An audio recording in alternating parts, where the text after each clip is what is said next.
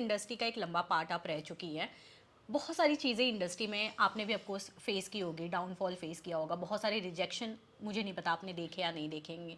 देखिए उस मोमेंट पर आप कैसे करती हैं? और दूसरी बात ये है कि इस इंडस्ट्री में आपके लिंकअप्स और ब्रेकअप्स को भी कहीं ना कहीं बहुत ज़्यादा ये किया जाता है।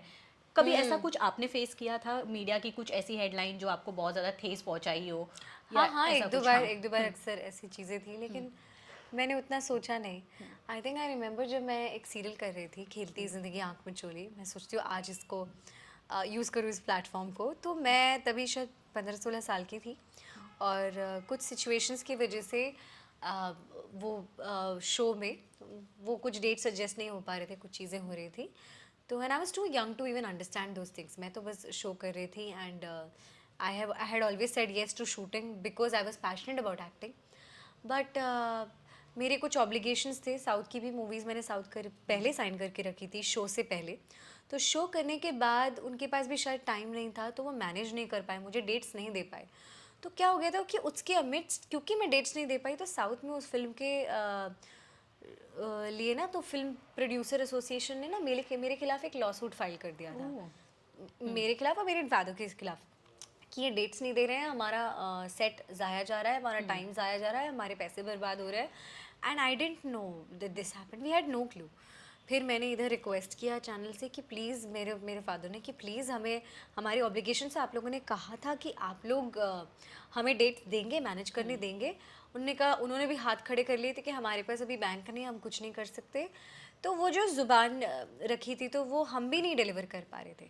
सो we gave in our papers and we said you know we will not be able to do it, क्योंकि ना अब वो पहले के कमिटमेंट्स पूरे करने हैं। Either we find out a way और you let me go. So they did not say yes और anything. But I remember I was shooting और मेरे ही मेकअप रूम में रोज़ 2-3 लड़कियों को भेजते थे, दूसरे मेरे जो कॉन्टेम्प्ररी एक्टर्स को, जो मेरे रिप्लेसमेंट के लिए बुलाते थे।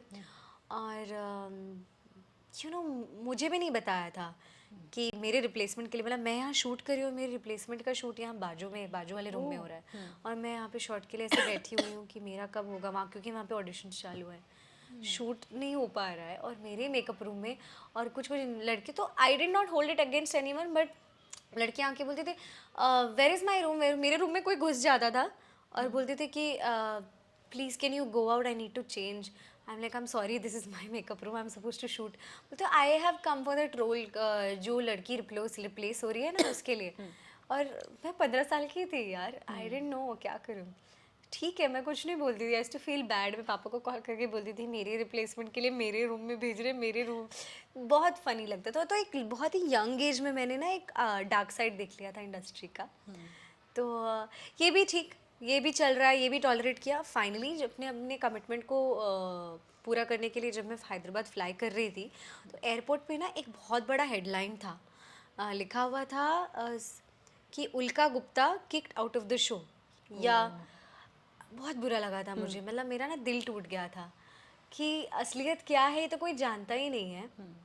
और मतलब मेरी क्रेडिबिलिटी चली गई, और मेरे बारे में लिखा था कि उसे टैंट्रम्स थे, वो वैनिटी के लिए मांगती थी और ऐसा ऐसा, जबकि ऐसी कुछ भी चीज़ें नहीं हुई थी।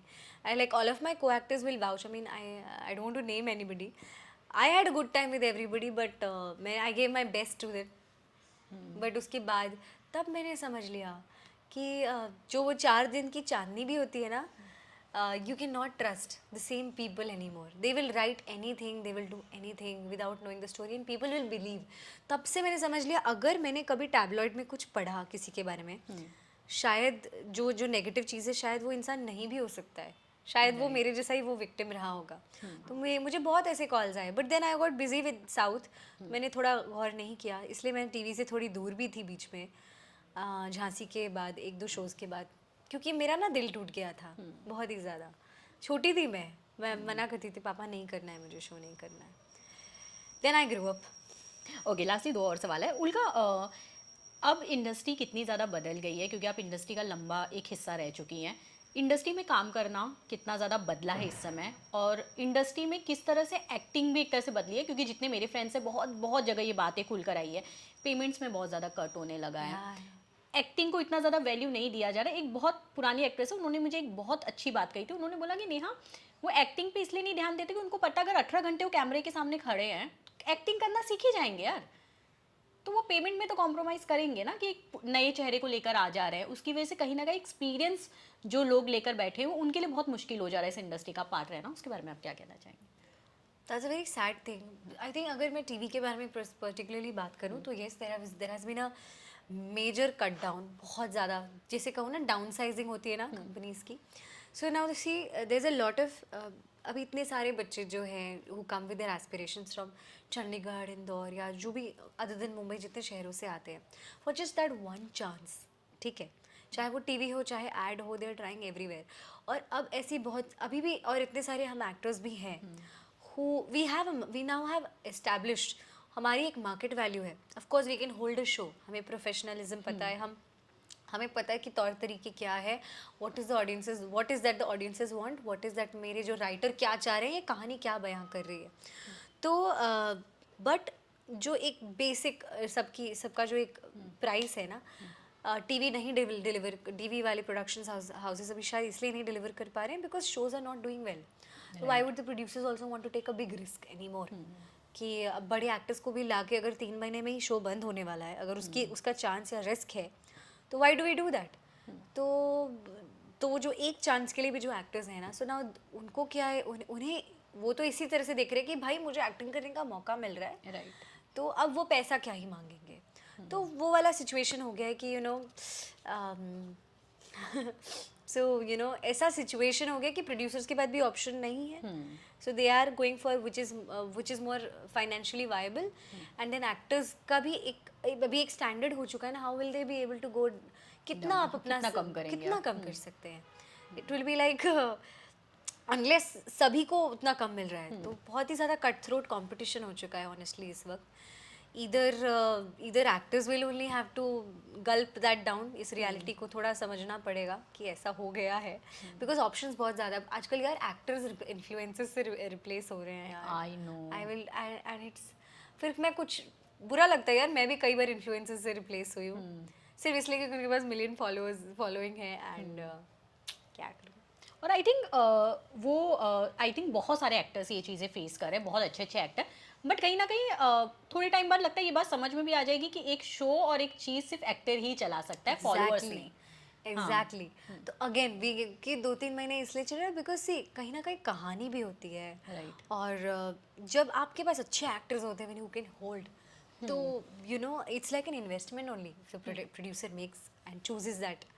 तो अच्छे एक्टर्स जो लाते हैं ना मिलकर, वो they create as magic is amazing. बाकी कभी कभार लक पे होता है, but what actors can do influencers can't do, I can tell you clearly. हाँ, और ये साफ तौर पे उनका ये सारी चीज़ें ना कहीं ना कहीं रियलिटी शो में भी साफ तौर पे नज़र आती है कि आप अगर इन्फ्लुएंसर या यूट्यूबर्स लेकर आते हैं, जो टीआरपी एक टीवी आर्टिस्ट उस शो को लेकर आके पहले दे पाते थे, आपको मैं बिग बॉस की बात कर रही हूँ, वो अब के सीजन्स नहीं लेकर आ पा रहे हैं। I don't think so. मैं एक्चुअली नहीं देखती हूँ, बट मैंने कुछ पर्सनालिटीज से थोड़े बहुत क्लिप्स भी देखे हैं ना, तो सब्सटेंस मुझे ऐसा लगता है कि वो कैरेक्टर्स झलकते हैं मुझे। एक्टर्स ने अपने आप को जो तराश के बनाया है ना, जो वो बात भी करते हैं ना, चाहे वो रियलिटी शो में भी क्यों बात करें, देयर इज़ अ कमांड, वो आपको आकर्षित करते हैं।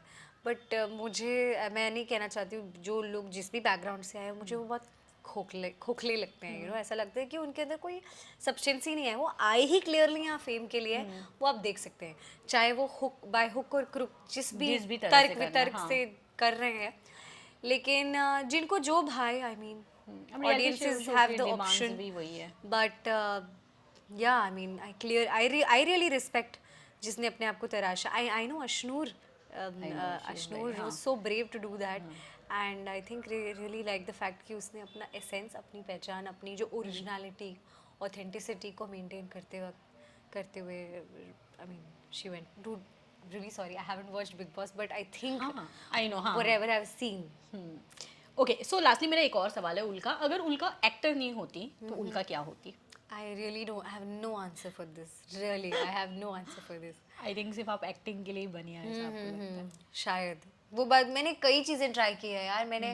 मैं जब छोटी थी, मैंने यूपीएससी भी मैंने यूपीएससी की भी पढ़ाइयाँ स्टार्ट की थी। I wanted to be an IAS also ultimately, पर फिर बहुत चीज़ें, मैं साइंस भी ले चुकी थी, साइंस लेकर मैं फिज़िक्स में बहुत इंटरेस्टेड थी, तो मेरे को बायोटेक्नोलॉजी में अल्टीमेटली सीखना था।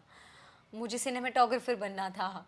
बहुत चीज़ों को ले, जब मैं किसी फील्ड में घुसती हूँ ना तो मैं उसमें बहुत डीपली घुसती हूँ। तो अक्सर मेरे पापा ने मुझे रोक लिया, बेटा you are better, I think you love acting and you love, मैंने सिंगिंग भी की है, मैं डांसर भी थी और मैं डांस भी सिखाती थी एक वक्त पे। तो करने के लिए तो मैं कुछ भी कर सकती हूँ, but I think I am good at acting and I love acting. तो या अभी इस जन्म में तो एक्टर ही रहूँगी।